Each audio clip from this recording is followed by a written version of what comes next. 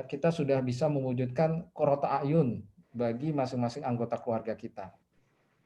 Dan ini perjuangannya bisa seumur hidup, bisa seumur usia pernikahan kita.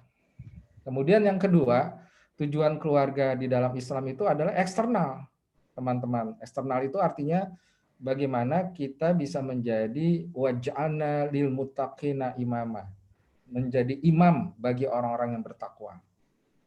Imam di sini berarti dia bisa menjadi teladan, bisa menjadi contoh, bisa menjadi pemimpin dari lingkungannya.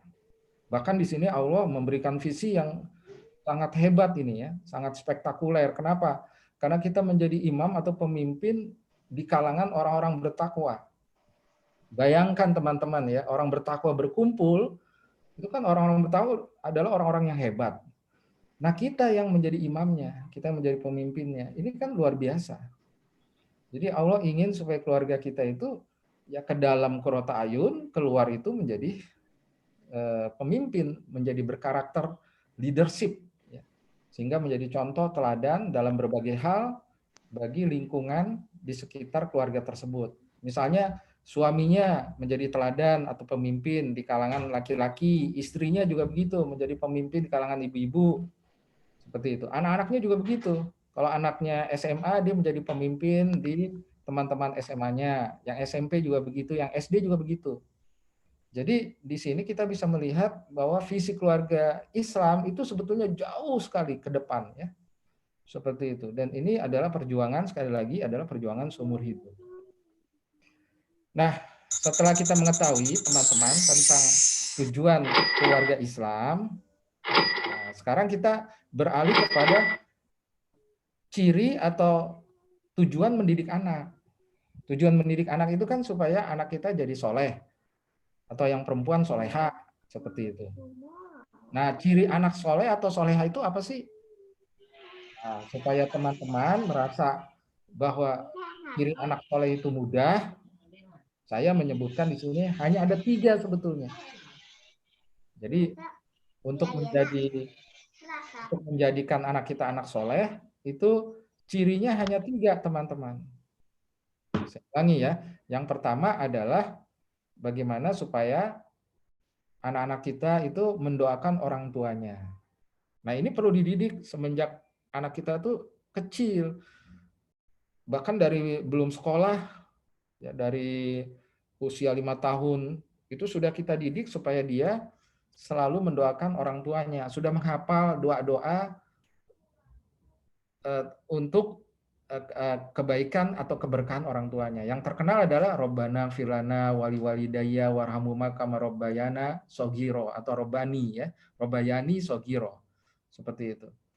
Ya, apa artinya Robbana firlana ya, ya Rob kami, ampunilah kami dan ampunilah kedua orang tua kami, serta kasihilah mereka sebagaimana mereka mengasihi kami di waktu kecil, kan gitu. Itu doa yang sudah diajarkan kepada anak-anak muslim ketika dia kecil, baik di TK maupun di PAUD, seperti itu. Nah, orang tua selalu menanamkan kepada anaknya bahwa dia harus mendoakan kita, orang tuanya, seperti itu. Baik ketika kita masih hidup maupun ketika kita sudah meninggal. Itu ciri anak soleh. Ya, dalilnya apa? Dalilnya adalah hadis Nabi, iza inqata'a amaluhu illa malasin. Ya. Untuk kamu udah pulang, Masya Allah. Tadi gede. Min sodokatin zariyatin wa min ilmin yuntafau bihi wa walidin solihin yatulahu. Dalam sebuah hadis disebutkan apabila seorang manusia itu meninggal maka dia akan terputus semua amalnya kecuali 3 perkara. Yani yang pertama sedekah jariyah, kemudian ilmu yang bermanfaat, dan yang terakhir itu adalah anak soleh yang selalu mendoakan orang tuanya. Jadi ternyata menurut Nabi kita bahwa orang yang soleh, atau lebih tepatnya anak yang soleh, itu cirinya adalah mendoakan orang tuanya. Seperti itu. Makanya kata-katanya adalah wawalidin solihin. anak soleh, ya, yatulahu, yang mendoakan kedua orang tuanya. Seperti itu. Jadi kalau kita berhasil menciptakan anak yang soleh, mewujudkan anak yang soleh, pasti dia akan mendoakan orang tuanya, teman-teman. Tapi sebaliknya, kalau ada anak mendoakan orang tuanya, belum tentu anak soleh. Belum tentu. Kenapa? Mungkin dia mendoakan orang tuanya itu hanya insidental. Misalnya ketika orang tuanya kecelakaan, orang tuanya sakit, orang tuanya ulang tahun, dia berdoa untuk orang tuanya. Tapi dalam kesehariannya, dalam sholatnya yang 5 waktu itu, dia tidak selipkan doa untuk orang tuanya. Tapi kalau anak soleh itu pasti rutin dia mendoakan orang tuanya. Makanya ini juga introspeksi bagi kita nih. Kalau kita ingin disebut anak soleh bagi orang tua kita, maka kita seharusnya melaksanakan hadis yang tadi saya bacakan, wawalidin solihin yatulahu. Anak soleh itu mendoakan orang tuanya. Nah, ini yang kita ajarkan kepada anak kita supaya dia memiliki kebiasaan dari kecil untuk mendoakan orang tuanya sampai kita sudah tidak ada, ya, bahkan sudah meninggal bertahun-tahun, puluhan tahun, ya selama anak kita masih hidup, dia terus mendoakan kita. Kemudian yang kedua, ciri anak soleh ini yang perlu kita wujudkan di dalam diri anak-anak kita itu adalah agar mereka itu istiqomah. Istiqomah itu di sini berarti teguh beriman. Ya, innallazina qalu rabbunallah tsumastaqamu tatanazzalu alaihimul malaikah alla takhafu wa la tahzanu wa absyiru bil jannati allati kuntum tu'adun. Yang artinya sesungguhnya orang yang berkata Rabb kami adalah Allah, kemudian dia istiqomah, dia teguh beriman, maka seakan-akan malaikat itu akan turun kepadanya kemudian mengatakan apa? Alla takhafu, jangan engkau takut, wala tahzanu, jangan engkau sedih. Wabsyiru bil jannati lati kuntum tu'adun, dan sampaikanlah berita gembira kepada orang-orang yang istiqomah tadi bahwa mereka akan mendapatkan surga sebagaimana yang telah dijanjikan Allah kepada mereka. Nah, jadi tugas kita dalam mencetak anak yang soleh itu ciri yang kedua adalah teguh beriman. Artinya dia sampai mati anak kita itu tetap imannya sama dengan kita. Jangan sampai anak kita murtad. Karena kenapa? Wala tamutunna illa wa antum muslimun. Janganlah kamu mati kecuali dalam keadaan Islam. Seperti itu. Tapi ketika anak kita walaupun berhasil, ya kaya raya misalnya, kemudian pangkatnya banyak, gelarnya profesor, tapi nggak beriman alias murtad, gagal kita jadi orang tua. Nah ini prinsip kita adalah bagaimana anak kita terus bersama kita dalam keimanan yang sama. Karena dengan iman yang sama itulah kita bisa berkumpul. Bukan hanya di dunia, tapi di akhirat dengan anak-anak kita. Nah, yang ketiga adalah bermanfaat bagi orang banyak. Ya, ciri anak soleh yang ketiga adalah bagaimana supaya anak kita tuh melaksanakan hadis Nabi, khairun nas anfa'uhum linnas. Sebaik-baiknya manusia adalah yang memberikan manfaat bagi orang banyak atau orang lain. Seperti itu. Jadi di sini tugas kita adalah mengarahkan anak kita supaya dia memilih profesi-profesi yang halal dan bermanfaat bagi orang banyak. Kalau anak kita mau jadi dokter silakan, mau jadi insinyur silakan, mau jadi ahli kimia silakan, mau jadi ulama silakan. Yang penting bermanfaat bagi orang banyak. Makanya kata Khalil Gibran kan, anakmu bukanlah milikmu, tapi dia milik zamannya. Artinya apa? Biarkan anak kita berkembang sesuai dengan zamannya, tapi tetap memberikan manfaat. Jangan kemudian kita sebagai orang tua itu mengarahkan anak kita untuk jadi apa. Misalnya mentang-mentang kita dulu pengen jadi dokter, tapi gagal, lalu balas dendam. Kita paksa anak kita untuk jadi dokter, seperti itu. Atau kita punya cita-cita dulu jadi penghafal Quran misalnya, tapi nggak bisa-bisa. Lalu kita paksa anak kita menjadi penghafal Quran misalnya, supaya dia jadi ulama. Padahal setiap anak itu punya potensi atau bakat yang berbeda-beda. Nah, tugas kita adalah tuturuh handayani.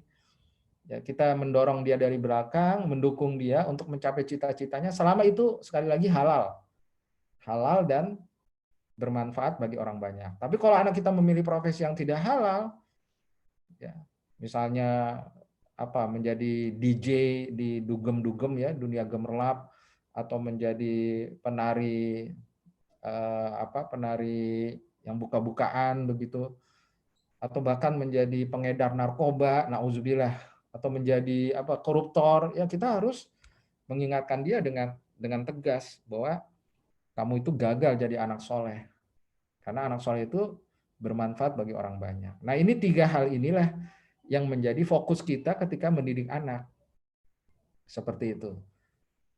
3 hal ini kalau sudah tercapai, insya Allah anak kita itu akan menjadi anak soleh dan kita akan tersenyum puas ya, baik masih hidup maupun ketika sudah meninggal, karena kita menjadi bapak dan ibu yang berhasil. Dan ini perjuangannya sekali lagi adalah seumur hidup. Seperti itu. Nah, kita masuk kepada fitrah perkembangan anak. Di dalam hadis kita tahu ya, ada sebuah hadis yang mengatakan kullu mauludin yuladu 'alal fitrah. Setiap manusia dilahirkan ibunya di atas fitrah. Lalu kedua orang tuanya lah yang akan menjadikan dia Yahudi, Nasrani atau Majusi. Ini hadis riwayat Muslim yang sangat terkenal. Nah, di dalam hadis ini ada hal yang menarik. Apa itu? Tidak disebut Islam. Ya, di sini dikatakan kedua orang tuanya lah yang menjadikan dia Yahudi, Nasrani atau Majusi. Tapi bukan Islam. Kenapa Islam tidak disebut oleh Nabi? Karena Islam itulah asal mulanya manusia. Artinya ketika seorang anak lahir dia sudah muslim. Bahkan sudah muslim semenjak di alam ruh. Di alam ruh itu dia sudah muslim. Dalilnya surat Al-A'raf ayat 172. Ya kan, yang qalu bala syahidna itu. Ya. Ketika kita di alam ruh, ya kita membuat perjanjian kepada Allah bahwa bukankah aku Tuhanmu, alastu bi rabbikum, bukankah aku Tuhanmu?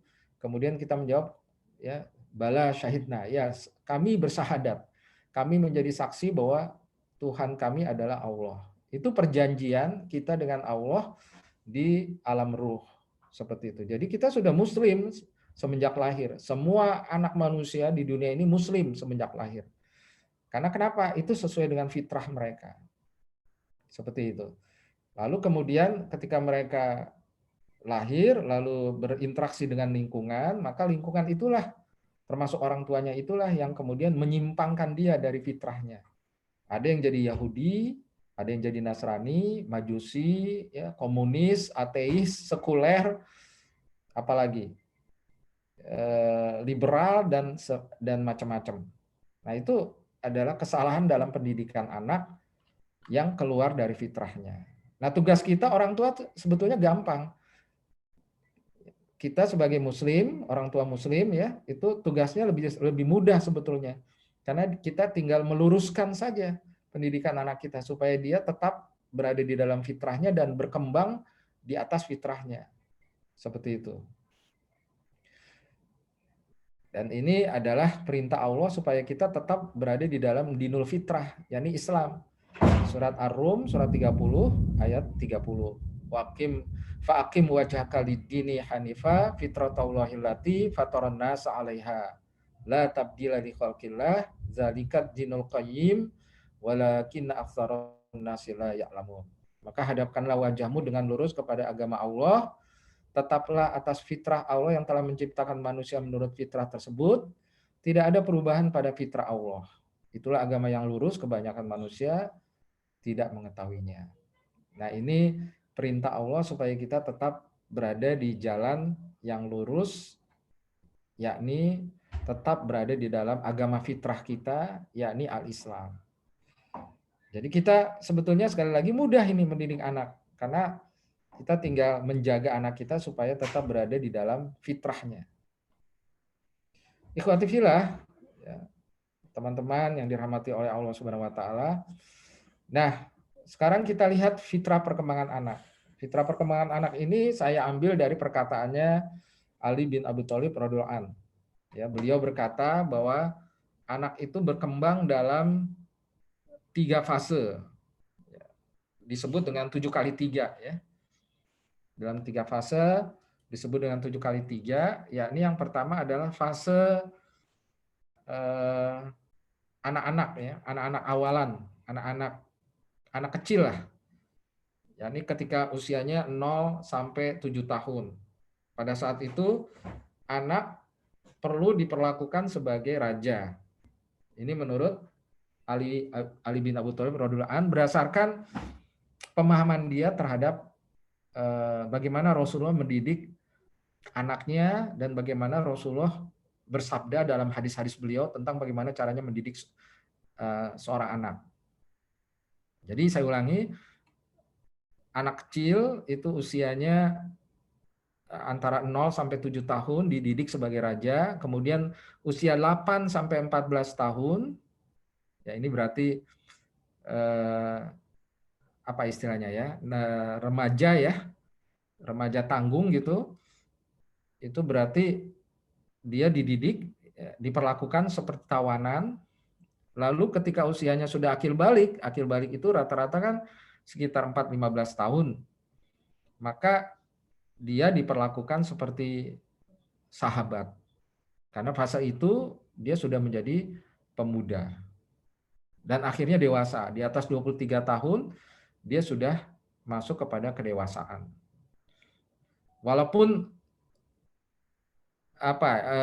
umur-umur ini bisa saja fleksibel. Ya, beda-beda tipis lah, seperti itu. Ada yang mengatakan di dalam penelitian, usia golden age itu sampai anak usia 8 sampai 9 tahun. Nah, ketika golden age atau usia emas itu, sebaiknya anak itu diperlakukan sebagai raja. Jadi mengenai batasan-batasan usianya ini bisa fleksibel, teman-teman. Ya, bisa beti lah, beda-beda tipis gitu ya.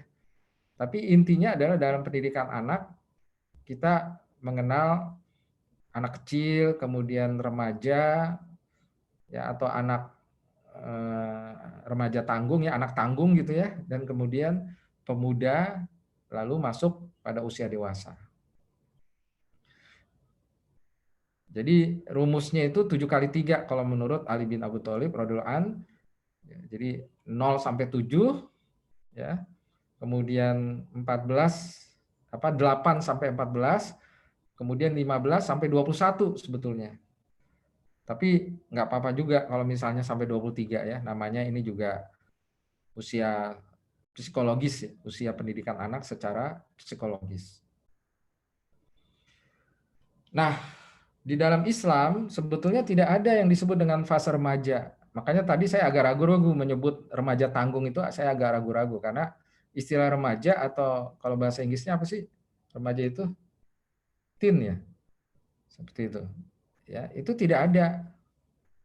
Karena itu sebetulnya ciptaan dari ilmu psikologi modern, ilmu psikologi barat. Mereka mengatakan bahwa ada usia di mana seorang anak mengalami pubertas, ya. Mengalami pubertas karena dia sedang mencari jati diri, sehingga dia bingung, sehingga dia melakukan hal-hal yang disebut dengan kenakalan, lalu cuek ya.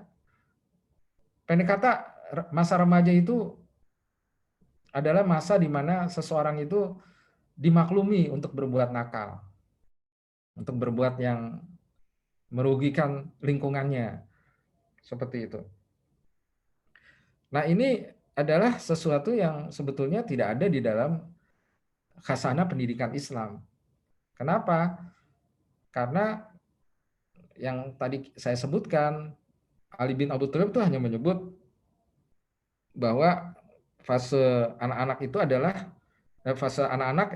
ketika dia anak-anak ya 0-7 tahun perlakukan sebagai raja, kemudian 8 sampai 14 tahun perlakukan dia sebagai tawanan, ya 15 sampai 21 atau 23 tahun perlakukan dia sebagai pemuda.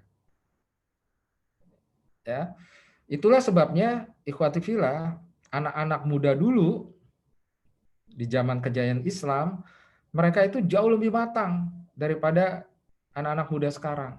Anak-anak muda sekarang karena mengenal dunia remaja, dunia dilan gitu, akhirnya mereka menggunakan itu untuk berbuat yang tidak bertanggung jawab, termasuk cinta-cintaan, ya, menjadi playboy misalnya, atau playgirl, atau apa istilahnya, cabe-cabean gitu ya. Sehingga akhirnya kepribadiannya itu menjadi pecah, ya. Kepribadiannya menjadi pecah, kedewasannya menjadi lambat. Bahkan ketika dia usianya sudah 21 tahun, 22 tahun, 23 tahun, itu nggak dewasa-dewasa juga. Padahal teman-teman, ya, ada yang disebut dengan akil balik kan. Akil balik itu ketika kita, kalau laki-laki mimpi basah, kalau perempuan itu haid pertama. Nah, akil balik itu sebetulnya adalah sebuah istilah yang menunjukkan tentang kematangan seseorang, baik dari sisi fisik ya atau jasmani maupun dari sisi mental. Akil itu kan akal ya, seperti itu. Jadi akalnya itu sudah matang, sudah menuju kepada kedewasaan. Balik itu sebetulnya jasmani. Ya, artinya penampilan. Ya, penampilannya itu seperti orang dewasa. Misalnya sudah mulai berkumis, seperti itu. Suaranya sudah mulai berat, kan begitu. Ada perubahan suara, ada perubahan postur tubuh menuju kepada kedewasaan.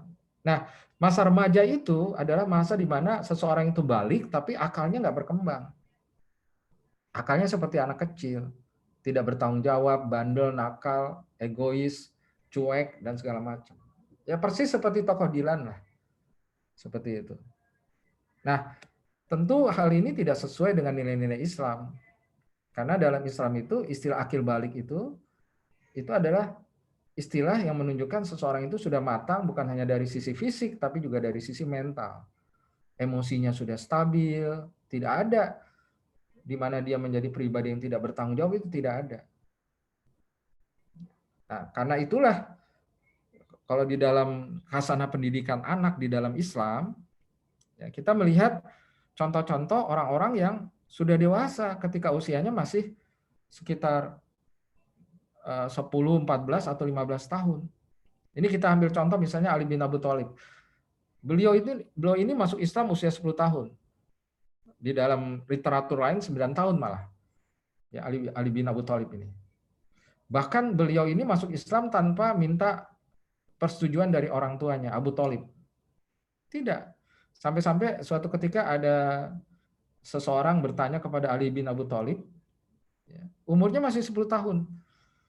Dia bertanya kepada Ali bin Abi Thalib radhiyallahu anhu, ya, wahai, mengapa engkau berani-beraninya masuk Islam padahal engkau belum izin dengan orang tuamu? Apa jawab Ali bin Abi Thalib yang usianya masih 10 tahun? Ya, dia dengan lantang mengatakan, ya,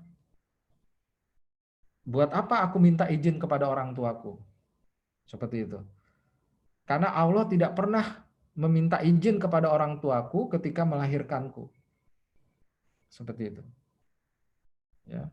Jadi Ali bin Abi Thalib mengatakan, buat apa aku minta izin ketika aku masuk Islam? Toh aku kan kembali kepada fitrahku. Ya, sedang ketika Allah melahirkan membuat saya berada di dunia, itu tidak minta izin sama orang tua. Ya kan kita kan jadi anak bagi orang tua kita tuh ya terserah Allah. Ya, misalnya saya menjadi anak dari bapak saya, ibu saya, itu kan takdir Allah. Nggak bisa orang tua saya milih-milih. Ya, seperti apa anaknya, fisiknya, apakah laki atau perempuan, itu nggak bisa. Terserah Allah ingin memberikan siapa. Untuk orang tua kita punya anak siapa gitu. Nah, jadi Ali dengan pemikirannya yang dewasa itu mengatakan seperti itu.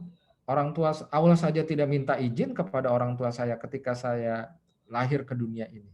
Mengapa aku harus minta izin kepada orang tua kalau aku kembali kepada fitrahku? Usia 9 tahun, 10 tahun udah berani ngomong begitu, udah bisa ngomong begitu. Ini kan menunjukkan bahwa Ali bin Abi Thalib ini adalah pemuda yang dewasa mentalnya gitu. Bandingkan dengan anak umur 10 tahun sekarang. Bisa nggak ngomong begitu tuh? Ya. Kemudian Thalha bin Ubaidillah, ini sahabat Rasulullah yang termasuk Ashabikunal Awalun, ya, panglima perang, masuk Islam usia 14 tahun. Seperti itu. Kemudian Said bin Zaid ini menjadi gubernur di kemudian hari ya, atau menjadi presiden di Syam kalau nggak salah. Kalau sekarang berarti presiden. Kalau dulu namanya gubernur Syam, Said bin Zaid ini, sahabat pertama Nabi juga, ya, As-Sabiqunal Awwalun, itu masuk Islam usia 15 tahun. Seperti itu. Mereka sudah berani untuk menentukan nasib mereka sendiri, padahal usianya masih, ya kalau sekarang mungkin istilahnya masih anak-anak gitu. Tapi mereka sudah berani untuk menentukan jalan hidupnya dan menanggung risiko terhadap jalan hidup yang mereka pilih. Karena mereka langsung berjihad, langsung membela Rasulullah padahal usianya masih 14-15 tahun. Kemudian yang sangat terkenal adalah Muhammad Al-Fatih. Ya, kita tahu bersama bahwa Sultan Murad II atau nama lainnya adalah Muhammad Al-Fatih. Sultan Muhammad Al-Fatih ini memimpin 250.000 pasukan ketika usianya masih 23 tahun. Bandingkan dengan anak muda usia 23 tahun di zaman sekarang. Boro-boro memikirkan bagaimana caranya memajukan Islam atau memimpin pertempuran. Seperti itu. Anak usia 23 tahun, 21 tahun sekarang ini masih berpikir tentang dunianya sendiri atau dunianya dan dunia pacarnya gitu. Masih asik pacar-pacaran, masih asik bucin gitu ya. Menjadi budak cinta atau menjadi orang yang butuh cinta. Boro-boro memikirkan Islam, memikirkan umat gitu. Tapi di masa lalu ya anak-anak muda Islam itu usia 10 tahunan ke atas ya atau 21 awal, 20 awal ya, itu sudah berpikir dengan matang. Mental mereka sudah dewasa karena mereka tidak mengenal dunia remaja seperti anak-anak di zaman sekarang. Ya, Pak.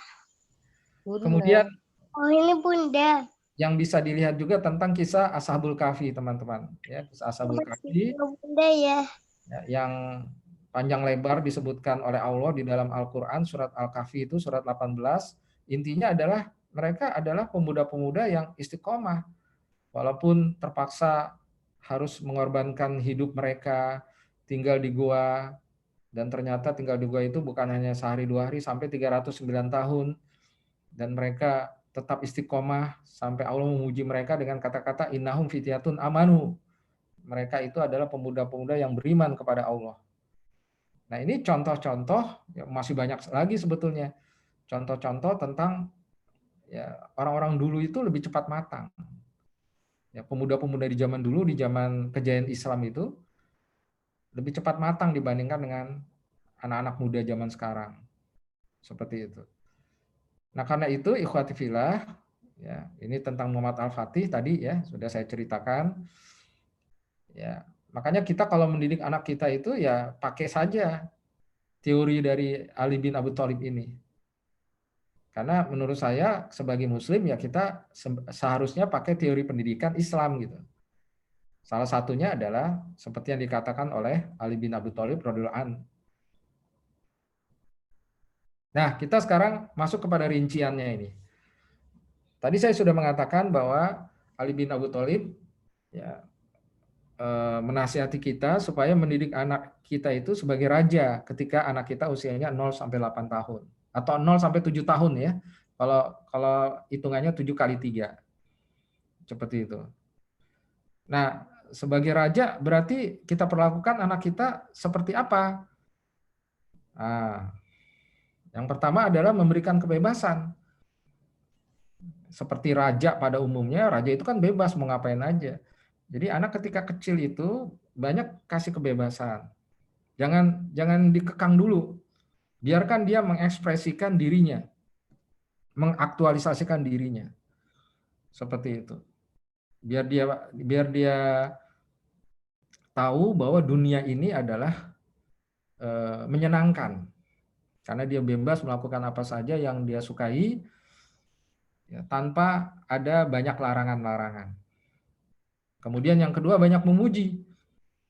Banyak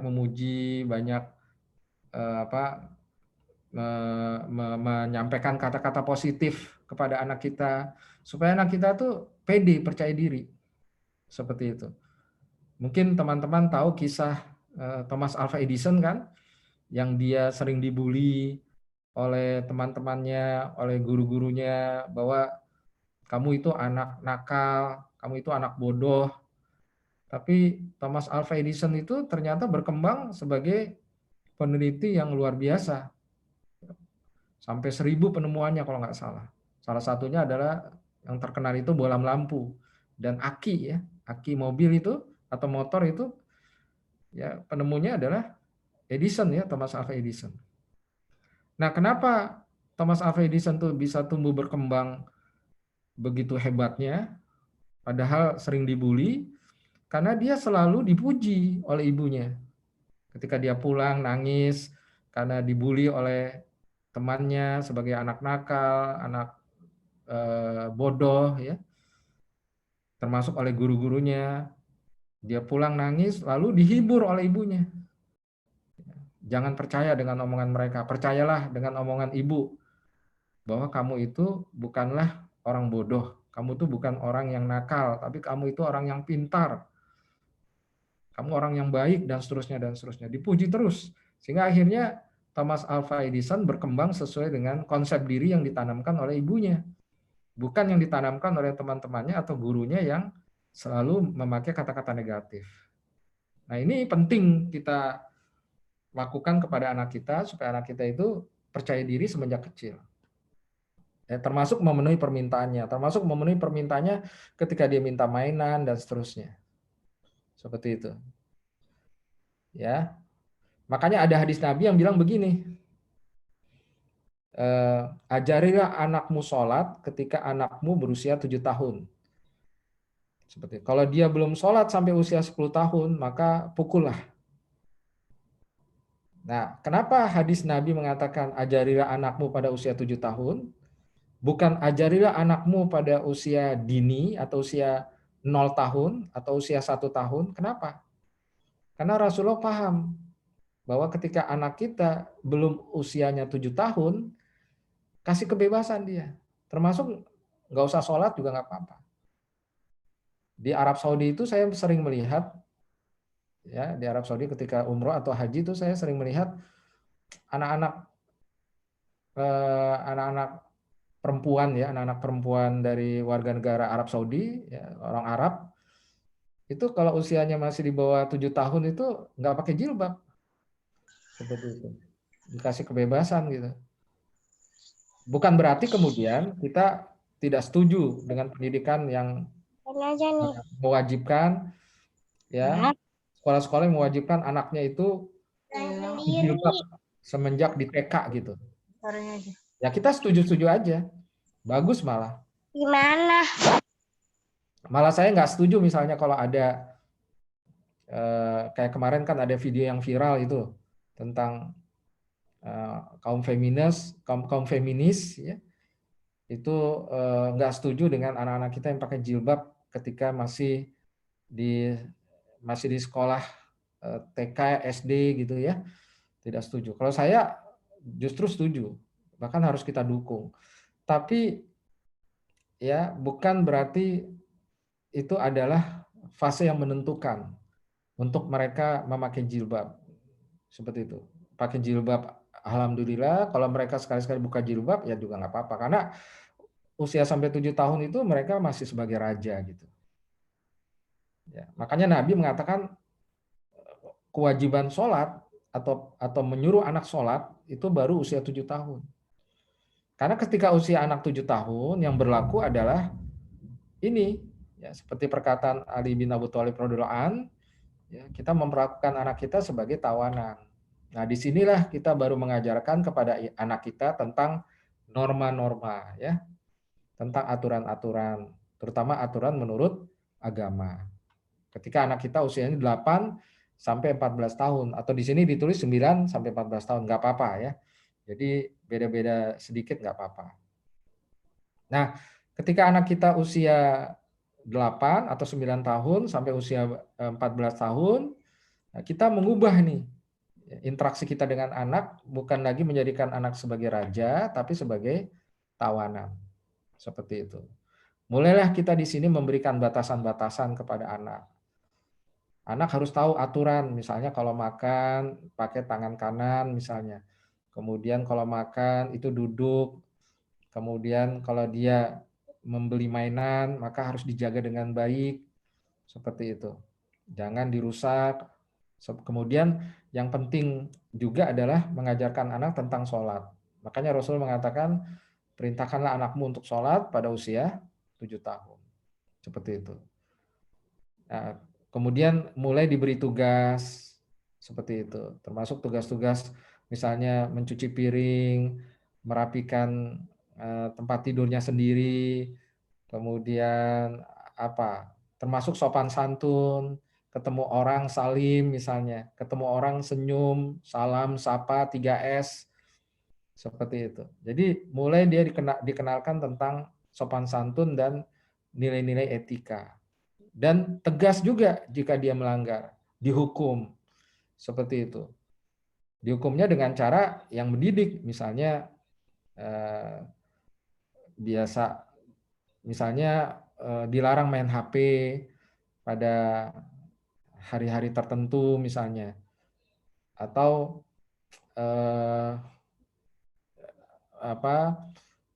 mengurangi uang jajan misalnya, atau distrap ya, berdiri, seperti itu. Seperti kita waktu dulu ya, saya waktu di SD kan begitu, kalau melanggar itu distrap gitu. Tapi tidak kemudian melakukan KDRT ya, kekerasan dalam rumah tangga kepada anak. Tentu tidak sejauh itu, tapi biar anak itu paham bahwa kalau dia melakukan pelanggaran, maka dia akan kena konsekuensi berupa hukuman.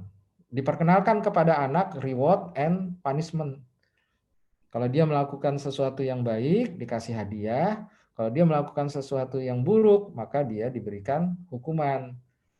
Seperti itu.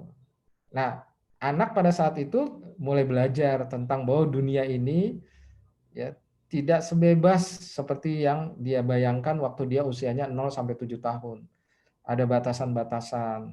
Ada kewajiban-kewajiban yang harus dilakukan, dan seterusnya, seperti itu. Nah, ketika kita memindahkan pendidikan dari memperlakukan anak sebagai raja dan memperlakukan anak sebagai tawanan, nah ini butuh apa istilahnya ya, butuh perlakuan yang berangsur-angsur. Jangan tiba-tiba, tapi perlahan-lahan lah. Seperti itu. Misalnya ketika anak usia 8 tahun ya, batasan-batasannya masih jangan terlalu banyak. 9 tahun lebih banyak lagi, 10 tahun lebih banyak lagi, 11 tahun lebih banyak lagi. Sampai dia usia 14 tahun, ketika dia akil balik, dia tahu tentang norma-norma, baik norma agama, norma hukum, norma budaya, maupun norma bangsa ya, norma bernegara ya, seperti itu. Sehingga dia siap untuk akil balik. Akil balik itu kan berarti dia dewasa dalam pemikiran dan dewasa juga di dalam jasmani. Seperti itu. Nah, ini beberapa kesalahan dalam mendidik anak. Ya, mohon kita tidak melakukan ini ya, Bapak dan Ibu, ya teman-teman sekalian. Yang pertama adalah raja yang tak pernah salah. Jadi kita mendidik anak kita, tapi tidak pernah memberikan tanggung jawab kepada anak kita kalau dia melakukan kesalahan. Di sini disebutkan jangan manjakan anak dengan tidak pernah merasa bersalah. Misalnya kalau anak jatuh, yang kita pukul malah lantainya atau bangku ya, di mana dia akhirnya jatuh, kemudian kita pukul bangkunya, ini bangku nakal, ini lantai nakal. Sehingga anak merasa tidak bersalah. Anak pada usia 8 atau 9 tahun sampai 14 tahun itu sudah mulai harus ditunjukkan tentang konsekuensi dari perbuatannya yang salah, yang tidak hati-hati, yang sembrono gitu. Ya, sebab kalau misalnya tidak seperti itu, nanti sampai dewasa dia tidak bertanggung jawab dan selalu mengandalkan orang tua. Ini kan repot. Ya. Resiko akibat perbuatan harus diiringi dengan reward berbuat baik. Seperti itu. Jadi ya itu tadi ya, ada reward, ada punishment kepada anak kita. Sehingga anak kita tahu ya bahwa hidup ini tidak bebas-bebasnya. Ya, di dalam hadis disebutkan ad-dunya sijnul mu'min wa jannatul kafir. Dunia ini adalah penjara bagi orang mukmin dan surga bagi orang kafir. Seperti itu. Tapi nanti di akhirat ya sebaliknya, ya akhirat itu adalah surga bagi orang mukmin dan neraka bagi orang kafir ya. Nah, karena itu ya kita sebagai orang tua muslim ya perlu mengajarkan kepada anak kita tentang batasan-batasan.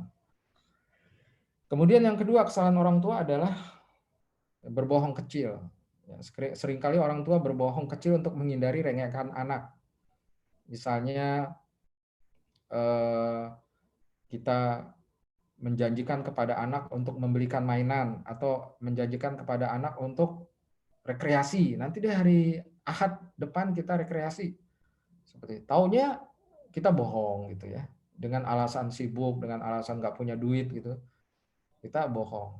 Nah, nanti anak akan belajar berbohong. Belajar juga untuk tidak berkata jujur kepada orang tuanya. Oleh sebab itu jangan mudah berjanji dan jangan juga mudah mengingkari janji. Katakan dengan jujur bahwa kita akan berusaha dan sampaikan juga pil pahitnya. Kalau misalnya ya kita tidak bisa memenuhi janji ya, jangan berjanji. Kita bilang aja ya, Abi usahakan insya Allah nanti Ahad kita jalan-jalan. Tapi ya kalau Abi udah punya rezeki ya, kalau belum punya rezeki ya kita belum bisa jalan-jalan ya. Nah, itu menyampaikan pil pahitnya kepada anak kita. Jadi bukan berjanji tapi mengusahakan. Kemudian mengancam dan berteriak. Ini juga jangan kita lakukan. Suka berkata keras ya. Nadanya tinggi kepada anak. Terutama ketika kita menyuruh ya. Misalnya ambilkan piring gitu, misalnya kita teriak keras gitu. Kemudian mengancam lagi. Sehingga akhirnya anak tumbuh dalam suasana kekerasan ya, kekerasan psikis ya, kekerasan kata-kata. Apalagi sampai dipukul ya, anak sering dipukul, maka dia akan menjadi anak yang tidak percaya diri nanti dan memandang dunia ini dengan kacamata yang suram gitu. Mereka yang saling mengasihi bicara lembut dan berbisik. Justru kita kalau ngomong sama anak tuh lembut, berbisik, sehingga anak paham bahwa orang tuanya itu lembut juga, baik gitu. Sering mengancam menurunkan wibawa sebagai orang tua dan menunjukkan kepanikan. Buat kesepakatan dari hati ke hati dengan reward dan punishment. Nah ini, jadi lebih baik daripada kita teriak-teriak, mendingan kita bikin kesepakatan dengan anak kita. Ya, kalau dia tidak melaksanakan suatu tugas, misalnya melaksanakan sholat tepat waktu misalnya, atau melaksanakan sholat, jangan meninggalkan sholat, dia meninggalkan sholat, maka di situ ada punishment. Seperti itu. Bikin kesepakatan seperti itu. Dan yang keempat, ya, membuat anak serba salah. Ini ketika aturan tentang mana yang boleh dan mana yang tidak itu nggak jelas. Jadi jangan membuat anak serba salah dengan banyak larangan, tapi tidak jelas apa yang diperbolehkan. Buat anak nyaman di samping kita, buat aturan mana yang boleh dan tidak secara jelas, dan tidak membingungkan serta minta anak bertanggung jawab. Lalu yang berikutnya lagi, ya, merendahkan diri sendiri. Ini kadang-kadang orang tua itu merendahkan diri sendiri dengan mengandalkan atau meminta backup pada sesuatu atau pada orang lain. Misalnya seorang ibu ketika memberikan makan kepada anaknya nggak mau makan, terus dia bilang apa? Kalau kamu nggak mau makan nanti ada badut loh, gitu. Atau nanti kalau kamu nggak mau makan nanti ada polisi loh, seperti itu.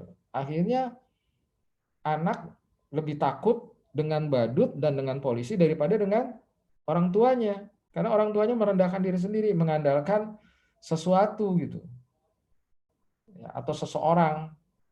Contoh lain misalnya seorang ibu, ya, ketika dia menegur anaknya, ya dia bilang, kamu lakukan ini, nanti kalau kamu nggak lakukan ini, ya saya adukan kamu ke bapak kamu, ke abi kamu. Jadi si ibu tersebut malah menurunkan martabat dirinya, merendahkan diri sendiri karena mengandalkan bapaknya. Atau sebaliknya seorang bapak bilang, ya nanti saya laporkan ke ibu loh, seperti itu. Nah itu cara mendidik yang keliru. Karena Yaitu tadi ya, menurunkan wibawa dan kurang percaya diri pada orang tua. Tapi yang penting adalah serius, ya, serius dan konsisten dengan sikap yang sudah diambil. Lalu yang keenam, orang tua tidak kompak nih, ya teman-teman. Aturan ayah dan ibu berbeda, kontradiktif bahkan. Atau orang tua tuh sering bertengkar di depan anak, sehingga anak melihat hubungan antara ibu dan bapaknya tidak harmonis. Makanya sebaiknya kalau kita bertengkar itu jangan di depan anak, ya, cari tempat yang tidak ada anak kita gitu ya. Orang tua harus sering berkomunikasi dengan anak supaya orang tua ya mengkomunikasikan kepada anak bahwa hubungannya dengan ibunya atau dengan bapaknya itu baik-baik saja dan kompak gitu ya.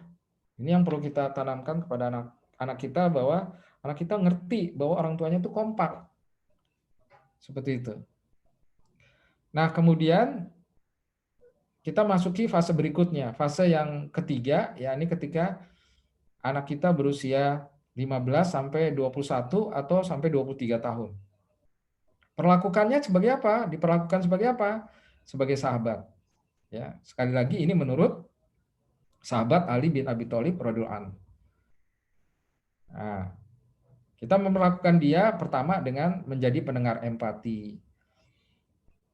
Saya merasa ya bahwa teman-teman ini kayaknya belum ada yang anaknya usianya di atas 15 tahun. Betul ya? Belum kayaknya. Udah nggak tahu nih, ada kali ya. Ya. Nanti kalau anaknya sudah usia 15 tahun ke atas, sudah masuk 15 itu kan berarti dia sudah SMA ya? SMA, ya. SMA ya. SMA, kemudian perguruan tinggi, sebaiknya kita bergaul dengan anak kita sebagai sahabat. Seperti itu. Ya, misalnya kita lebih banyak bercanda dengan anak kita, lebih banyak berkomunikasi dengan kata-kata sesuai dengan dunia remaja gitu. Kemudian ya menyiapkan diri kita untuk menjadi pendengar empati. Seperti itu. Karena ketika anak sudah masuk usia 15 tahun, jadi sudah akil balik, itu dia mulai punya banyak masalah itu. Ya, masalah dalam pergaulan, masalah dengan dirinya sendiri, dia bingung ya, kenapa diri saya kok berubah seperti ini gitu. Baik dalam fisik maupun dalam akal dan dalam nafsu gitu. Nah, disitulah kita perlu menjadi sahabat yang mendengarkan secara empati curhatan-curhatan anak kita. Nah, ini ya bagaimana caranya menjadi pendengar empati, ya, yakni lakukan kontak mata, mendengar untuk memahami, bukan hanya persiapan untuk menjawab. Bersungguh-sungguh mendengar, tidak melakukan aktivitas yang mengganggu lawan bicara. Anak kita kalau ngomong ya kita dengarkan, jangan kita asik main HP misalnya.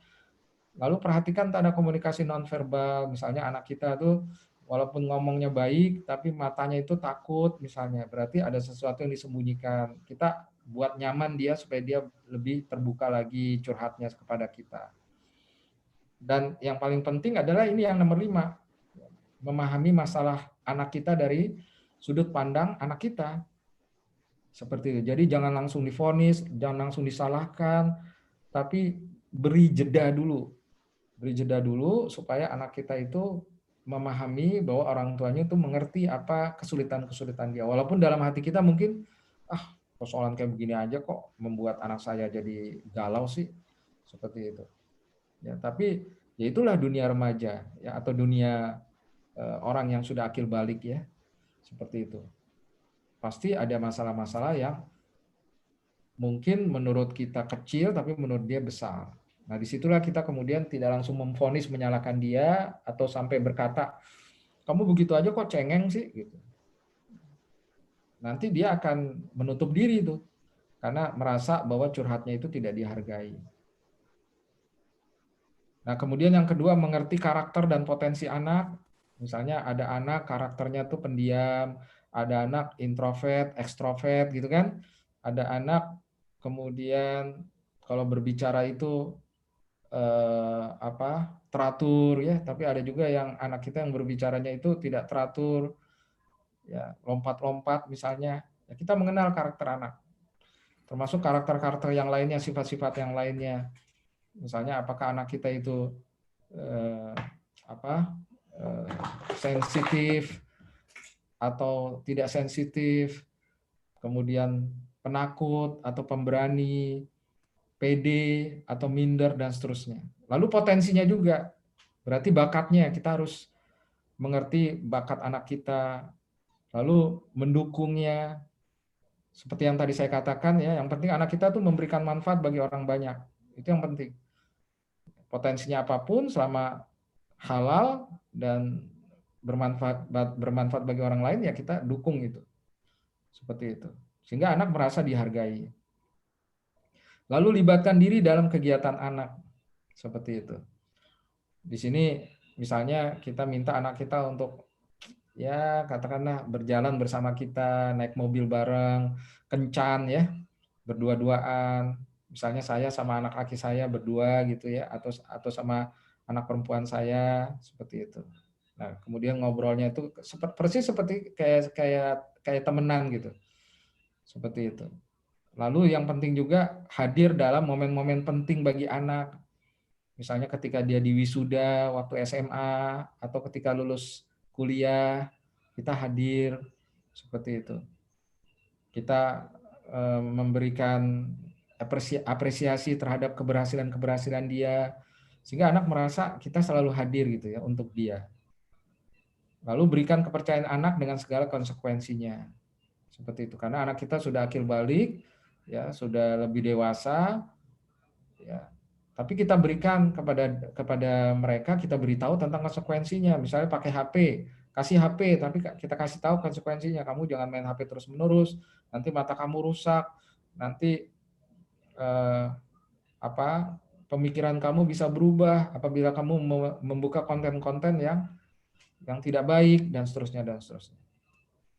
Kemudian yang berikutnya lagi adalah udah ya. Jadi ada 4 itu bagaimana caranya kita mendidik anak ketika fase usia 14 atau 15 tahun sampai usia anak kita 21 sampai 23 tahun. 21 atau 23 tahun itu berarti anak kita sudah lulus perguruan tinggi tuh dan sudah masuk ke dalam dunia kerja dan kemudian menikah ya.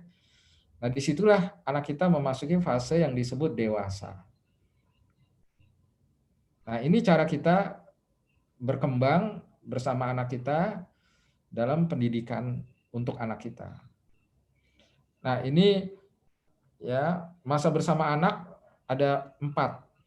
Masa intim. Masa intim itu ketika kita sama anak kita itu dekat banget dan anak itu sangat membutuhkan kita. Ya gelayutan terus gitu ya, nempel terus meluk kita terus gitu. Saking seringnya dia nempel meluk kita sampai kita kadang-kadang ini juga kewalahan gitu. Bahkan marah gitu karena kita merasa terganggu. Apalagi di masa pandemi ini ya. Ya, ketika kita harus work from home gitu, WFH. Ya, kita sedang serius kerja gitu, bapaknya lagi serius kerja, tiba-tiba anak datang gelendotan misalnya. Akhirnya merasa terganggu lalu marah. Padahal masa intim itu hanya sampai usia 8 tahun loh, atau 7 tahun. Setelah itu anak mulai menjaga jarak terhadap orang tuanya. Karena dia sudah masuk ke sekolah ya, SD, SMP, dia sudah punya lingkungan baru, sudah punya teman, sehingga pada masa kritis ini biasanya anak mulai menjaga jarak, mulai tidak lagi mau dipeluk, dicium misalnya, seperti itu, dan mulai protes terhadap perkataan orang tuanya, karena dia dapat referensi baru dari teman-temannya yang kadang-kadang berbeda dengan referensi atau kata-kata yang disampaikan oleh orang tuanya. Seperti itu. Dulu saya punya anak itu, ya, ketika di masa intim, saya selalu menanamkan kepada dia, anak perempuan saya, kamu cantik, kamu cantik, kamu cantik. Tapi giliran dia sudah masuk SD, ya, kemudian saya panggil, kamu cantik, dia marah. Aku nggak cantik, kata dia. Kenapa kamu mengatakan kamu nggak cantik? Soalnya teman-teman aku di SD bilang aku jelek. Jadi dia mulai protes tuh terhadap pernyataan-pernyataan orang tuanya. Seperti itu. Kemudian masa sibuk. Ini ketika anak kita SMA sampai perguruan tinggi, ini dia udah sibuk. Udah sulit untuk bisa bersama-sama kita, udah sulit. Diajak jalan-jalan bareng juga udah mulai sulit. Dia udah punya agenda acara tersendiri. Nah, ini juga yang kita alami kan ketika kita ada di Rizka, ya mungkin usia kita pada waktu itu 15 sampai 23 tahun, kita udah punya agenda acara sendiri, sehingga orang tua tuh mulai tersisih gitu ya dalam ingatan kita, ya seperti itu. Orang tua mulai sulit ya untuk mengajak kita bareng. Ya, libur bareng misalnya itu sulit untuk mengatur waktunya. Dan akhirnya anak berpisah dengan kita. Ya, pada saat anak sudah kerja dan kemudian menikah, dia sudah hidup dalam kehidupannya yang baru, ya kehidupannya untuk menjadi orang dewasa mandiri, ya, dan kita akhirnya kembali jadi pengantin baru lagi, ya dalam kondisi sudah kakek dan nenek, ya karena anak kita sudah tidak ada di rumah, ya sudah hidup dengan dunianya masing-masing. Ya, jadi sebetulnya masa kita bersama anak kita tuh sebentar loh. Makanya ya teman-teman yang masih punya anak kecil gitu, usianya masih 7-8 tahun, itu golden age itu. Itu saat-saat emas ya untuk bersama anak. Makanya jangan pernah jengkel, kesel kalau anak gelayutan gitu ya. Cium-cium kita, itu masa indah justru. Baik bagi kita orang tuanya maupun bagi anak kita, itu masa yang akan terus dikenang gitu. Saya sendiri, anak saya kan sudah besar-besar ya, seperti itu. Yang kecil itu usianya 9 tahun sekarang. Itu saya sudah merasa sendirian lagi tuh, ya sudah nggak dicium-cium lagi, ya meluk-meluk anak udah sulit gitu, seperti itu. Mau anak tetap meluk saya yang udah gede-gede, tapi ya kelihatan gitu beda. Kalau dulu kan intim gitu ya, ekspresif. Kalau sekarang kan ya seperti basa-basi atau seperti formalitas dan lain sebagainya, seperti itu. Makanya gunakan saat-saat indah bersama anak ini, karena kita sebetulnya sama anak itu sebentar sekali ya. Setelah masuk masa kritis, apalagi masa sibuk, udah. Apalagi masa mandiri, sudah. Ya. Seperti itu. Nah, oleh sebab itu, gunakanlah waktu kita sebaik-baiknya dengan anak, didiklah dia dengan sebaik-baiknya sesuai dengan cara mendidik yang Islami. Ya. Salah satunya adalah dengan cara mendidik ala Ali bin Abi Thalib radhiyallahu anhu. Ya. Menurut Ali bin Abi Thalib, saya ulangi ya, kita mendidik anak kita dengan 7x3, yakni usia sampai 7 tahun perlakukan dia sebagai raja, ya kemudian 8 sampai 14 tahun perlakukan dia sebagai tawanan, dan usia 15 sampai 21 tahun itu perlakukanlah anak kita sebagai sahabat. Dan mudah-mudahan dengan kita mendidik anak kita sebaik-baiknya, maka kita tercapai nih tujuan keluarga ya, yakni surat 2574 yang tadi kita sudah ulas bersama, yakni menjadikan keluarga kita keluarga Qurratu Ayun, ya anak-anak kita tetap enak dipandang walaupun sudah menjadi pemuda, bahkan sudah menikah, tetap dia bisa menjadi anak soleh yang menyejukkan pandangan kita, dan kita buktikan kepada Allah ya, dan kepada orang-orang di sekeliling kita bahwa keluarga kita adalah keluarga teladan, karena waj'alna lil muttaqina imama. Karena anak kita dan kita sudah bisa menjadi pemimpin bagi orang-orang bertakwa. Ya, dan akhirnya kita nanti dikumpulkan oleh anak kita, dikumpulkan dengan anak kita nanti di surga kelak. Itulah cita-cita tertinggi ya, pembentukan keluarga muslim bersama di dunia dan bersama di akhirat. Amin ya rabbal alamin. Demikian ikhwati fillah, terima kasih atas perhatiannya. Saya kembalikan kepada Aferi, bila taufiq hidayah. Wassalamualaikum warahmatullahi wabarakatuh. Waalaikumsalam warahmatullahi wabarakatuh. Syukron Ustaz, materinya, Masya Allah, materinya sangat luar biasa dahsyat nih. Tadi ada yang minta langsung, Mas, direkam nggak? Oh iya, saya lupa nih, sampai belum direkam. tapi udah udah sempat saya rekam.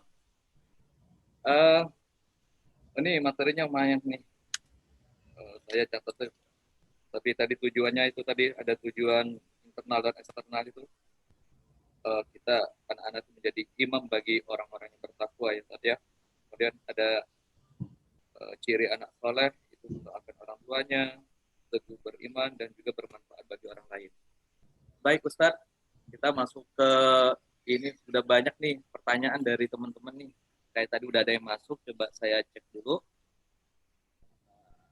Nih, monggo nih teman-teman yang pengen bertanya silakan tulis di kolom chat. Pertama ini dari Bang apa nih? Bang Fajar. Bang, izin tanya, sejak usia berapa anak diberi kebebasan untuk memilih apa yang diinginkan untuk masa depannya? Nih, pertama dari Bang Fajar nih, Bang. Monggo, Bang. Ya, jadi anak diberikan kebebasan untuk memilih cita-citanya atau memilih mau jadi apa, yaitu ketika dia berusia di atas 14 tahun tadi ya, sudah akil balik. Ketika dia menjadi pemuda, ya usia 14 tahun ke atas, maaf 15 tahun ke atas ya, 15 sampai 21 atau 23 itu ya kita menjadi menjadi tutwuri handayani. Kita menyokong dari belakang keinginan anak-anak kita seperti itu. Jangan terlalu dipaksa untuk memenuhi keinginan kita. Ya. Karena anak itu punya bakat yang belum tentu sama dengan kita. Potensinya belum tentu sama dengan kita. Selama itu baik, selama itu bermanfaat bagi orang banyak, ya biarkan saja. Walaupun maaf ya, mungkin cita-cita yang dipilih anak kita itu menurut kita nggak ada duitnya gitu ya. Misalnya anak kita ingin menjadi ingin menjadi penulis gitu ya. Penulis di Indonesia kan nggak ada duitnya gitu ya. Seperti itu. Beda kalau di luar negeri. Ya nggak apa-apa. Seperti itu. Yang penting dia bisa memberikan manfaat bagi orang banyak dan mudah-mudahan suatu ketika dia juga bisa menjadi seorang penulis yang terkenal dan mungkin rezekinya juga bisa banyak. Seperti itu. Jadi saya simpulkan ya bahwa kita sebaiknya dengan anak kita itu tutwuri handayani ya, untuk dia mencapai cita-citanya. Kira-kira itu, Aferi? Baik, Bang. Nah, mudah-mudahan tadi jawaban dari Bang Satriadi bisa memberikan jawaban untuk terkait kebebasan. Ya. Kapan anak harus diberikan kebebasan? Selanjutnya kita ada pertanyaan nih Bang dari Abang Bakti Dwi Yoga. Nah, Ustadz izin bertanya, beberapa Ustadz sangat menganjurkan minimal salah satu dari anak kita menjadi hafiz Quran. Bagaimana pendapatnya? Bagaimana mengkondisikan keluarga untuk mewujudkan hal tersebut tanpa memasukkan anak ke ponpes? Sutron, jawabannya. Monggo. Ya, sebetulnya bukan hanya satu anak dari sekian banyak anak kita yang kita arahkan menjadi hafiz Quran. Kalau perlu seluruh anak kita. Anak saya misalnya 8. Itu dari kecil saya selalu mengarahkan dia supaya membaca Quran, supaya menghafal Quran. Bahkan saya ya memaksa diri lah untuk menyekolahkan anak saya di sekolah-sekolah terbaik, sekolah-sekolah Islam terbaik, ya, yang terpadu itu ya, SDIT, SMIT, SMAIT. Bahkan saya menyekolahkan anak saya ke pesantren. 8 anak saya itu pernah di pesantren, baik di masa SMP-nya atau SMA-nya. Ya seperti itu. Walaupun memang bayarannya, wah subhanallah, tapi ya memang pengeluaran terbesar sebuah keluarga itu pendidikan, memang pendidikan anak. Ya, kita jangan pelit ya untuk menginvestasikan anak kita dengan cara membiayai pendidikannya gitu. Nanti insya Allah Allah memberikan rezeki. Makanya kalau misalnya pertanyaannya di sini misalnya tanpa memasukkannya ke ponpes, ya justru kalau bisa kita memasukkan anak kita tuh ke pondok pesantren. Jadi jangan juga merasa, tadi kan kalau pertama mungkin kenapa ada orang tua yang tidak mau memasukkan anaknya ke pondok pesantren karena masalah biaya ya. Seperti itu. Yang kedua karena masalah nggak mau berpisah dengan anak. Nggak tega. Nggak tega, itu jangan. Kita harus tega melepaskan anak kita. Karena di situ di pesantren dia akan belajar mandiri. Dia akan berjuang untuk survive gitu. Dia misalnya tidak main HP ya, seperti itu. Jadi dia harus belajar bagaimana mengendalikan perasaannya, terutama kalau sudah agak kecanduan HP. Kemudian dia belajar juga untuk tenggang rasa terhadap teman-teman sekamarnya ya. Kalau di pesantren kan satu kamar itu bisa beberapa orang. Dia belajar juga untuk nyuci baju sendiri misalnya, atau makan tepat waktu, sholat tepat waktu, bahkan melaksanakan tahajud, ya, baca Quran, hafalan, dan seterusnya. Jadi kalau bisa malah kita perlu loh menyekolahkan anak kita ke pesantren, paling tidak 3 tahun lah di masa SMP atau SMA. Saya anjurkan gitu ya. Jangan di SD, jangan. Kalau saya kurang setuju kalau di SD, karena SD itu masih setengahnya itu golden age, ya kan? Baik. Sampai usia 8 tahun itu kan dia masih golden age. Nah itu harusnya ketika usia golden age, dia sepenuhnya ada di tangan kita, orang tuanya. Kitalah yang mencetak anak kita untuk memberikan nilai-nilai dasar kepada dia. Ya, baru setelah nilai dasar itu kita tanamkan, baru kita lepas dia. Kita masukkan ke pesantren atau ke sekolah-sekolah Islam gitu. Masalah biaya, insya Allah ya. Kalau kita bertakwa, kita akan dapat rezeki insya Allah. Masya Allah. Jadi kalau mengapa SMA ya Bang ya? Kalau mau masih agak kurang tega gini. Ya, SMA atau SMP? SMP, SMA ya. Gitu ya. Baik. Baik Bang. Ini ada pertanyaan lagi nih. Berikutnya Mas. Banyak nih Bang ada pertanyaan. Satu lagi nih dari Bang Indra Hermawan. Ini bagaimana tips nih? Bagaimana tips agar anak dan istri, berarti suami istri nih Bang, Ya, bisa sinkron dalam mendidik anak. Kadang suka berbeda, jadinya agak bingung sama menerimanya. Terus dua anak yang besar, anak usia anaknya yang besar usianya 17 tahun, terkadang situasi tertentu emosinya meluap-luap. Apalagi kalau dia lagi fokus dengan aktivitasnya main HP atau game. Bagaimana tipsnya untuk lebih mendekatkan suami, berarti orang tua nih ya, dengan anak yang lagi masa pubertas nih Pak? Masya Allah ya, ternyata sudah ada yang usianya 17 tahun ada Bang. Alhamdulillah ya. Ya, jadi menurut saya mendidik anak itu memberikan aturan kepada anak, maksud saya memberikan aturan kepada anak, sebaiknya suami istri sepakat dulu. Ya, jadi sebelum menyampaikan aturan kepada anak kita dulu sama istri atau istri sama suami itu bikin kesepakatan dulu. Sehingga anak nggak bingung. Dan kita kompak gitu. Kompak, saling membantu, saling memperkuat kalau misalnya anak protes terhadap aturan yang kita buat. Nah, kadang-kadang kan kita belum sepakat suami istri, tau-taunya langsung ngomong sama anak, kamu nggak boleh begini-begini ya mulai sekarang ya, kamu harus begini ya, mulai sekarang. Akhirnya anak bingung.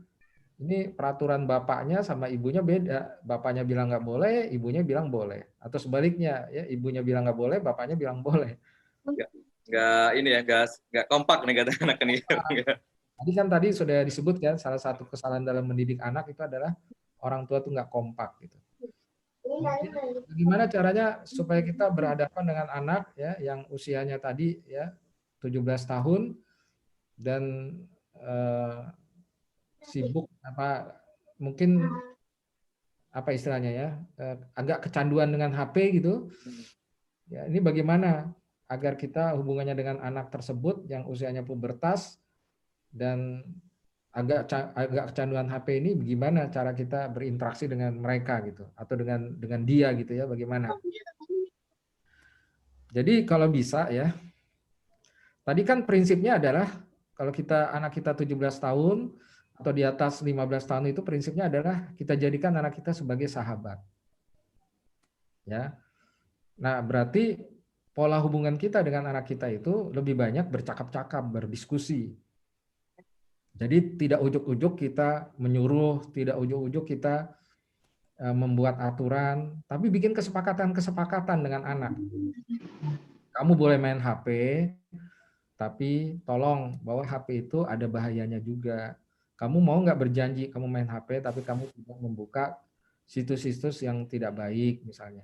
Kamu boleh main HP, tapi tolong main HP-nya dibatasi. Kamu kan punya kewajiban untuk bergaul, untuk ngobrol dengan adik kamu, kakak kamu, dengan orang tua kamu. Jangan terus-menerus di depan HP. Seperti nanti mata kamu rusak misalnya. Ya, kamu mau nggak bikin kesepakatan sama Abi? Ya, kamu main HP-nya jam berapa sampai jam berapa misalnya. Setelah itu ya, tolong HP-nya dimatikan atau disimpan atau diserahkan kepada Abi atau Umi ya, supaya kamu istirahat tidak main HP. Seperti itu. Bahkan di keluarga tertentu ada yang disebut dengan WKK ya. Waktu kumpul keluarga. Mereka tidak menyalakan HP ketika bada Isya ya, bada Isya ke atas mereka tidak lagi menyentuh HP. Jadikan waktu itu untuk WKK, untuk liko keluarga. Ya. Seperti itu. Nah, itu bisa kita lakukan kesepakatan itu. Terus jangan curiga sama anak, karena anak kalau merasa dicurigai dia semakin menutup diri. Selalu berpikir positif, anak saya adalah calon orang soleh, anak saya adalah calon orang soleh, orang baik gitu. Walaupun mungkin kita belum melihat itu gitu, tapi kita tanamkan dulu di dalam alam pikiran kita, ya, lalu kita doakan dia untuk menjadi orang yang soleh. Seperti itu. Jadi pemikiran yang positif terhadap anak, doa-doa yang terus-menerus ya kita lantunkan kepada anak kita, itu mudah-mudahan ya akan membantu anak kita tuh berubah. Ya. Tapi kalau kita pendekatannya sama anak itu seperti musuhan, kemudian pendekatan kita kepada anak itu curiga, ya seperti itu. Anak akan posesif nanti, bukan posesif ya, artinya apa ya? Akan mengucilkan dirinya gitu. Kita semakin sulit kita untuk menggapai hubungan dengan anak secara lebih harmonis, ya. Jadi kitalah yang ngalah gitu. Jangan anak kita yang ngalah, kita yang ngalah. Seperti itu. Waktu anak kita jadi tawanan, kitalah yang ngatur anak. Tapi ketika anak kita sudah menjadi seorang sahabat, ya, ketika usianya sudah akil balik tadi, ya, anak itu jangan kita menjadi orang yang menempatkan posisi sebagai atasan lah gitu ya kepada bawahan. Tapi mulailah banyak dialog. Jadi kata kuncinya adalah banyak dialog, banyak berpikir positif ya tentang anak kita dan doa yang banyak. Seperti itu. Karena begini ya, kadang-kadang anak kita itu pada fase tertentu bandel, tapi pada fase tertentu dia baik. Itu saya alami sendiri. Anak saya tuh ketika SMA bandel, tapi giliran masuk perguruan tinggi jadi soleh. Seperti itu. Atau ada juga anak saya yang ketika perguruan tinggi itu bandel, ketika sudah menikah soleh gitu. Seperti itu. Jadi ternyata pendidikan kita kepada anak itu dinamis. Seperti itu.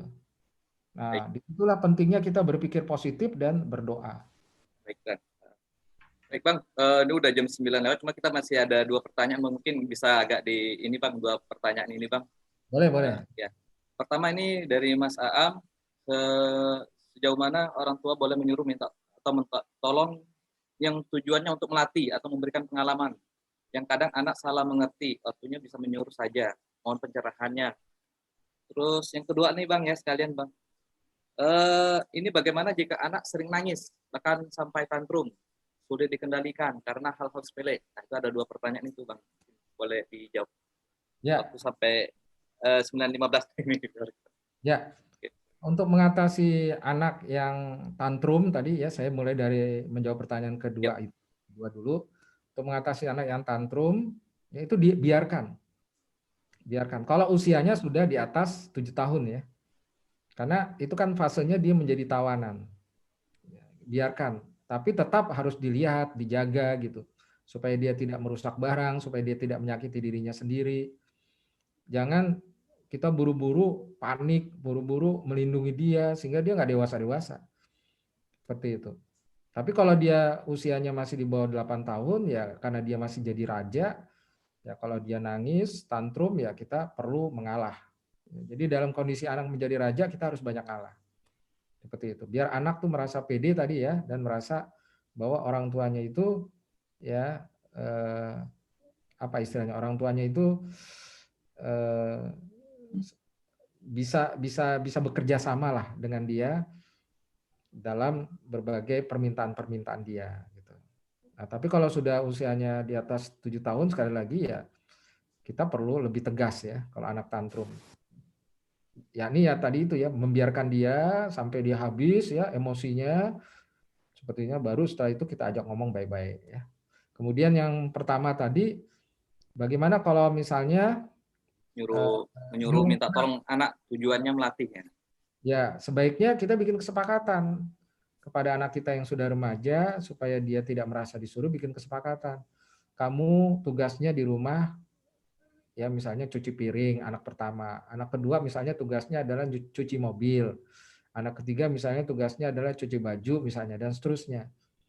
Jadi bikin jadwal gitu.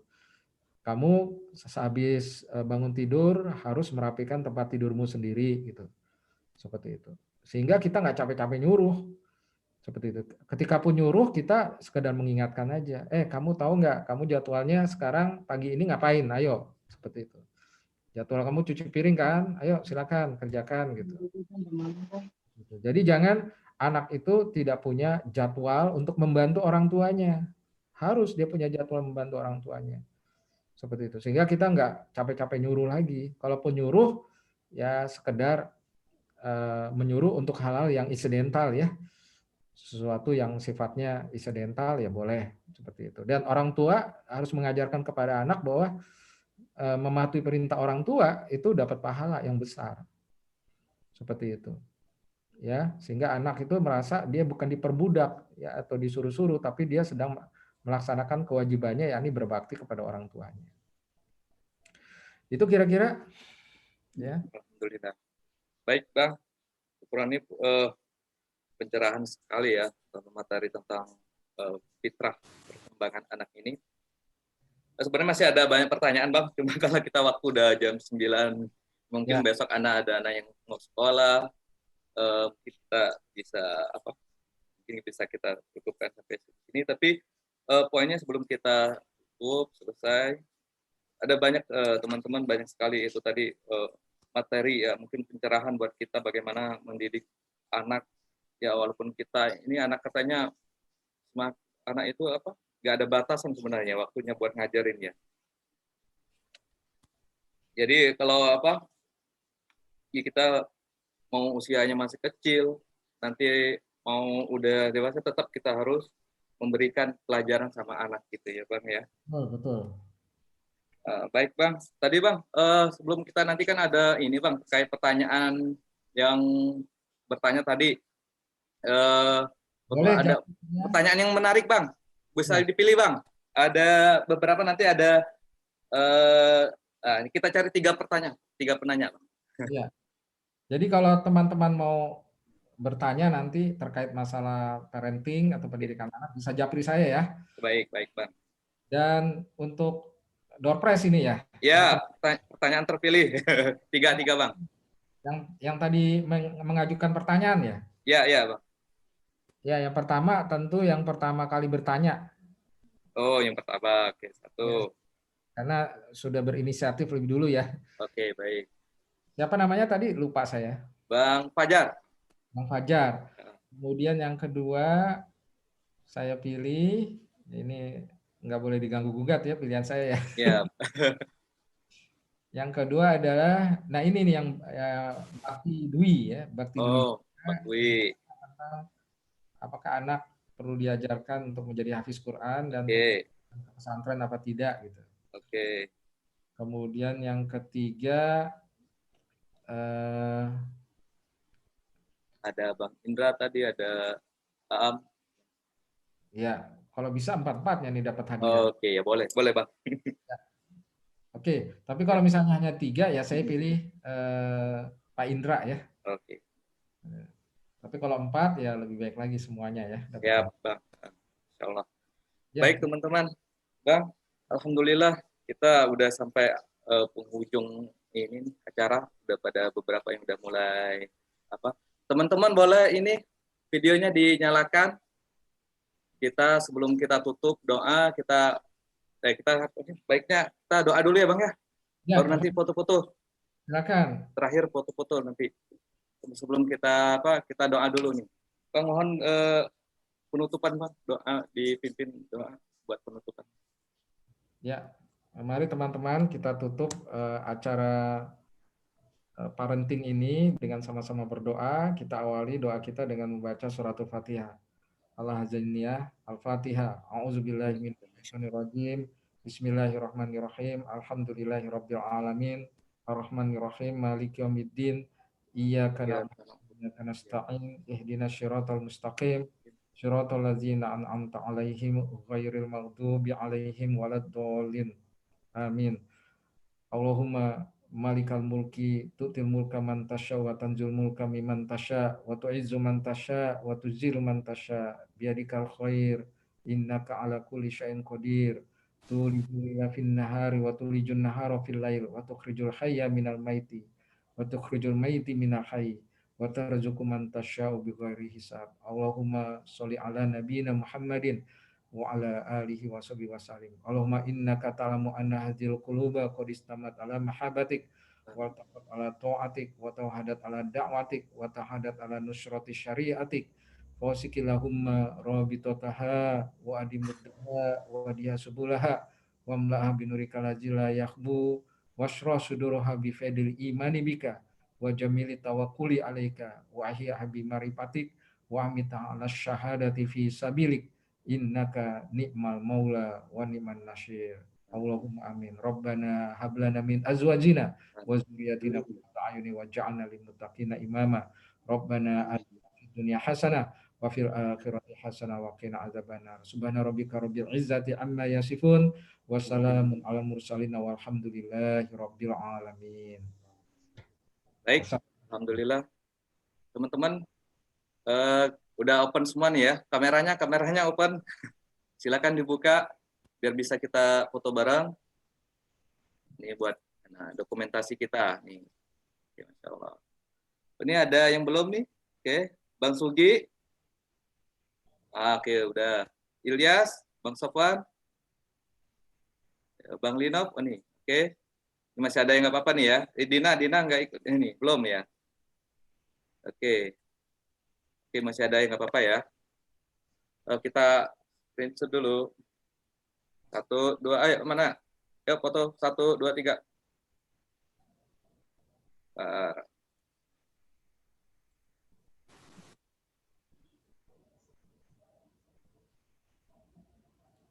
Sekali lagi bentar. Chatnya tadi masih kebuka, jadi oke saya foto lagi satu lagi. Lagi. Videonya nyalain, Matt. Yap. G, videonya nyalain gitu. Medio. Oke, sekali lagi ya, foto 1, 2. Nyalain videonya. Fajar. Oke, sudah. Oh, Bang Sofwan ada nih udah. Oke. Alhamdulillah, teman-teman. Kita Satria. Alhamdulillah ada. Sofwan. Apa Bang Sofwan? Maaf, selamat Jadi hadir nih. Saya kenal Sofwan. wah iya. Oh, Fajar ini. Wah, gerak videonya ya. Ya. Matt, tuh ada Fajar, Matt. Iya nih hadir. Jalan videonya. Masya Allah, ini ada senior ya. Masya Allah, nih kita udah lama sekali gak ketemu ini. Jadi alhamdulillah kita teman-teman bisa menjalankan ini pengajian kita yang kedua kalau nggak salah ya setelah di masa pandemi ini. Mudah-mudahan kita harapkan pengajian seperti ini bisa tetap berlangsung nanti ke depannya. Kalau nggak 2 bulan sekali atau sebulan sekali boleh. Nanti penting nanti setidaknya ini menjadi langkah jalan buat kita saling menjaga silaturahim. Apalagi di masa pandemi ini kan kita jarang sekali untuk bisa keluar ya. Mungkin demikian teman-teman, kita ucapkan alhamdulillah atas terlaksananya pengajian malam ini. Kita mungkin bersama-sama kita tutup dengan surat doa kafaratul majelis.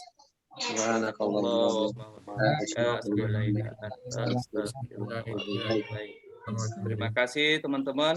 Monggo kita ada yang mau ini. Silakan Bang. Satria Lubis, terima kasih nih atas pencerahannya untuk kita semua ya. Bang Satria, terima kasih. Pak Didi ya. Iya. Terima kasih. Nanti next Sehat Bang Hadi ya. kita ngisi ya. Ya, silakan. Saya izin duluan ya. Terima Baik kasih. Bang. Ya. Syukron. Makasih Bang. Ya, sama-sama. Oke, semua teman-teman, mungkin kita alhamdulillah sudah selesai. Mungkin demikian dari saya. Insya Allah nanti untuk berikutnya semoga lebih ramai lagi. Dan kita ini acara bebas boleh. Ada mau sharing? Kita lanjutkan. Bang Deddy ada durasi waktu. Dulu ya. Hah? Mau live dulu nih. Udah Kan sekarang dikasih ini nih, dikasih jatah. Kan nggak ada durasi waktu nih. Iya, bebas nih. Buat apa? Ini dari Ketua Rizka nih. Serah. Ketua Rizka nih kita dikasih ini link channel buat acara malam ini. Kita harus terima kasih nih sama Ketua Rizka. Tadi udah nanyain katanya. Si Aryo-nya join nggak? Nggak ya, Ferry? Enggak ikut tadi. Gitu. Jadi mudah-mudahan mungkin ke depan kita bisa lebih ini lagi ya, mungkin secara range-nya ya Bang Deddy ya. Biar makin rame kita soundingnya. Tadi kan Anda lihat ada 50-an anggota kita tuh di grup. Tambah mungkin yang belum ada di grup juga bisa lebih rame lagi. Sebenarnya tidak masalah jumlah. Tadi ada kurang lebih 21 sih, 20 lah. 20. Tadi ada soundingnya 40, ya, jadi ada 50% lah berarti dari target hari ini. Seperti itu Bang Sawan. Jadi di targetnya dibikinin buat umum aja. Ya. Baik. Mungkin kedepannya bisa seperti itu. Keren Bang Ferry, saya mohon maaf baru tergabung baru pulang. Oh ya nggak apa-apa Bang, syukron nih. Bang Sugi, gimana masukan Bang Sugi, Bang Yoga? Next itu ya, Sofan ya jadi hostnya. Bang Amel, apa kabar Bang Amel? Boleh. Nah, Sofan itu tuh narasumber dari MUI kan banyak tuh yang kompeten tuh. Masya Allah. Bang Amel. Sehat. Insya Allah. Lanjutkan. Masuk saya lanjutkan. Itu konsisten. tentang ekonomi syariah katanya nyari narasumber tuh. Dina mana sih dia? Banyak linknya kan. Insya Allah. Kalau misalkan Sofwan aja narasumbernya, Sofwan langsung. Boleh tuh. Boleh tuh. Materinya ya. Bulan depan kali ya. Kalau bisa wudhu kenapa harus tayamum kita kan gitu. Ya. Baik. Share ilmu dong ke teman-teman ikhlas. Ya mungkin kita kalau ada yang suaranya nggak kenceng Pak Amel. Kenapa? Suaranya kurang kenceng. Masa sih suara teman-teman kenceng di sini? Terima kasih. Bang Ferry bagus tuh tadi suaranya. Iya Bang. Syekh Deddy menggambarkan keilmuannya, di belakangnya buku-buku, Masya Allah. Kan? Fajar udah live ya? Keilmuan apaan ini sebenarnya tembok coret-coretan. Mbak Amel belum, masih ada. Insya Allah. Ini yang belum nih. Tuh Bang Fajar. Aku aneh ada yang baru kenal, ini baru tahu nih. Banyak yang baru-baru. Ada Mimis, ada Wika, ada Dina. Mudah-mudahan berikutnya bisa lebih ramai nih. Kita mungkin soundingnya agak intens agak besok. lebih ini ya, lebih jauhan gitu ya, Fer ya harinya ya. Jadi mereka Iya. bisa range Ya. jadwalnya. Kalau tadi Wiko segala bentrok sih sama ada kajian virtual juga. Iya. Wiko tadi pertama nih sebenarnya Mbak, Wiko. Iya, heeh. Ya. Tadi dia izin Nanti jam dia- 8.15 dia ada kajian virtual lain. Jadi nggak bisa bentrok acaranya. Mas Yoga masih di Jepang atau udah di Jakarta? Udah Yoga udah tuh di Depok. Set Wih, pengalaman waktu di Jepang. Apa kabar Ustadz Kiai Sofwan? Sehat. baik, alhamdulillah. Saya menunggu ketua ini nih, BPPT segera diganti oleh kader Rizka. Wah, Iya, Masya Allah ya. Kader Rizka nih. Keren-keren. Ak Fajar apa kabar Ak Fajar?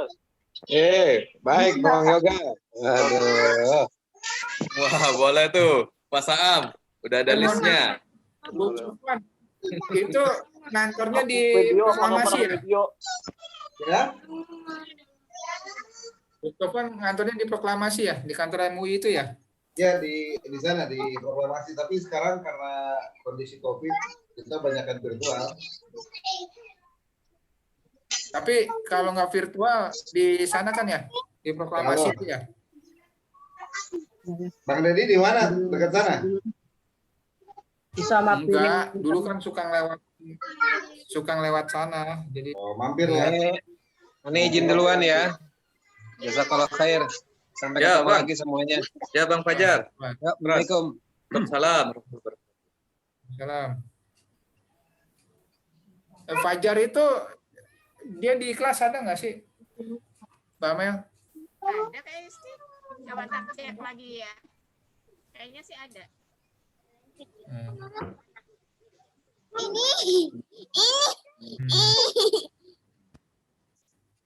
Oke. Bang Lino videonya di Bang Linap lagi ya nih. Lagi ada. Mbak Mel, Ferry izin mes dulu ya. Iya kayaknya udah malam ya. Tadi Setengah kali. 10 ya. Nah, Tadi info aja info sama host. rundownnya kan ini tadi 8.30. Iya, benar. Ya sudahlah. Kalau tapi Assalamualaikum. bentar ke. Next ya. Oke, baik teman-teman. Monggo, silakan. Mas Bari makasih banyak ya. Ya, sama-sama, Bang. Terima kasih Yuk. Bang Yoga dan teman-teman. Assalamualaikum. Dadah, Ujang, Adlis. Izin live juga ya. Makasih. Ya, yuk, Bang.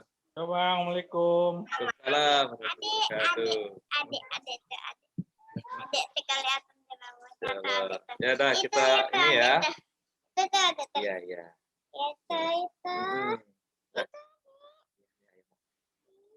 Iya tapi lihat dulu. Emang laki-laki. Itu udah melihat. Baik, keluar ya.